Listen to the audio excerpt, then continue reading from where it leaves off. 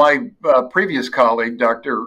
Elliot Pellman, and I were on the sideline, and actually Gene Upshaw was with us. And the guy in the picture there, who is the executive director of the NFL Players Association, and a guy went down hard.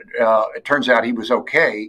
But before he got up, I said, who's going to take care of him if he needs help? And they pointed to the paramedics down at the end. Now, I love paramedics. I've been an EMS medical director for years. But that's not, you got a 6'8", 340-pound guy.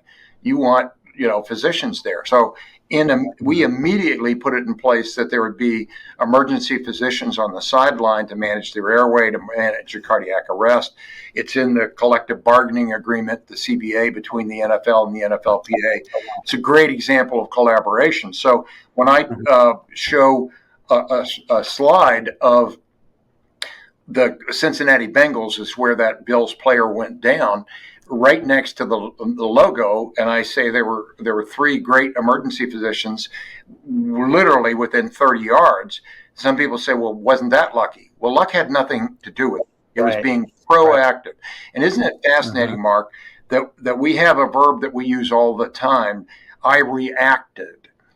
And yet that we don't use the verb I proacted.